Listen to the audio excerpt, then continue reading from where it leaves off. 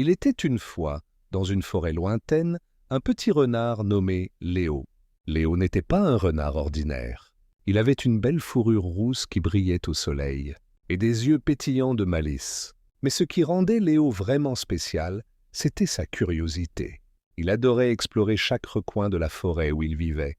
Un matin, alors que Léo se réveillait sous son arbre préféré, il remarqua quelque chose d'étrange. La forêt, habituellement calme et paisible, semblait différente.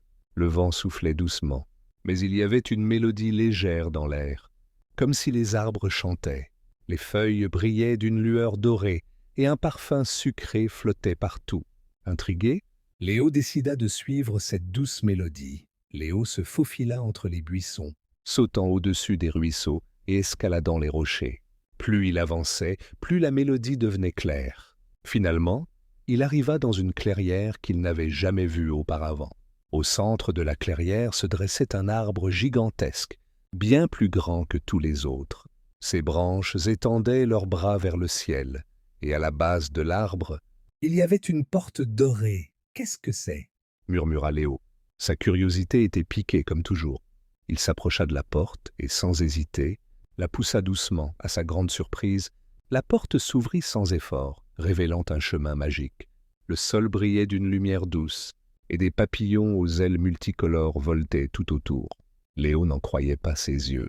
Il se trouvait dans une forêt enchantée. Soudain, un petit écureuil apparut devant lui. « Bonjour, je m'appelle Noisette », dit l'écureuil avec un grand sourire. « Bienvenue dans la forêt enchantée, Léo. Ici, tout est possible, mais il y a une condition. » « Une condition » demanda Léo intrigué. « Ouais.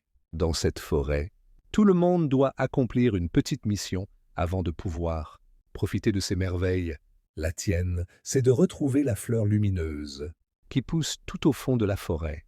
Mais attention, ce n'est pas une tâche facile. La fleur est protégée par d'étranges créatures. » Léo, toujours avide d'aventure, se sentait prêt à relever le défi. Il remercia Noisette et partit à la recherche de la mystérieuse fleur lumineuse.